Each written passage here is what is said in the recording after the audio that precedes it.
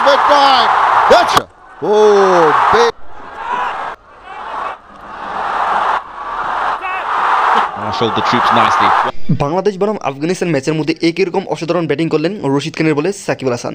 তুনো করে ছেড়ে দিলেন রশিদ খানকে, যে কিনা অহংকার করতো তার বলের মধ্যে দিয়ে, আর সেই অহংকার একবার মাটির মধ্যে মিশিয়ে দিয়েছে সাকিব আল হাসান। অলরাউন্ডার, আর তাই তো তাকে বলা হয় বিশ্বসেরা অলরাউন্ডার।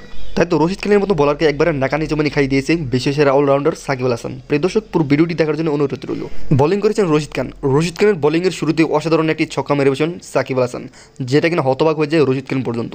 এরপর আবারও অসাধারণ একটি শট খেলেন, যেটা কিনা ডাইরেক্ট একবারে দর্শকদের মাঝখানে গিয়ে পড়ে। হতবাক হয়ে যায় সেই রশিদ খান পর্যন্ত, যেখানে আম্পায়ার পর্যন্ত একবার অবাক হয়ে যায় এবং হইচই লাগিয়ে দেয় বাংলাদেশি দর্শকরা সাকিবের এরকম তুফানি ব্যাটিং থেকে। এরপর যেন কোনো বলারকে একবার পাত্তা দিচ্ছিলেন না সাকিব। একের পর এক 4-6 অসাধারণ শট খেলেন সাকিব। একবার পিছন দিয়ে ছক্কা মারেন সাকিব, যেটা কিনা একবার দৃশ্যটা অসাধারণ ছিল। এরপর রানের মাধ্যমে তিনি তার 50 পূরণ করেন এই বিশ্বসেরা অলরাউন্ডার। এরপর হাততালি দিয়ে সবাই স্বাগতম জানায় এই বিশ্বসেরা অলরাউন্ডার সাকিব আল হাসানকে। এরপর যেন একের পর এক 4-6, তার ব্যাটিং জন্য একবার থামছেই না। কীভাবে 4-6 মারছেন দেখে একবারও অবাক হয়ে যায় আফগানিস্তানের বোলাররা। এরপর আবারও অসাধারণ ব্যাটিং করতে থাকেন এই বিশ্বসেরা অলরাউন্ডার।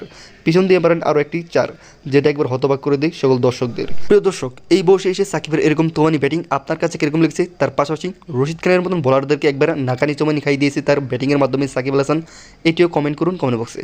আর এই চ্যানেলটিতে নতুন হলে প্লিজ সাবস্ক্রাইব করে আমার পাশে থাকবেন। সবাই ভালো থাকবেন, সুস্থ থাকবেন। দেখা হবে নেক্সট কোনো ভিডিওতে।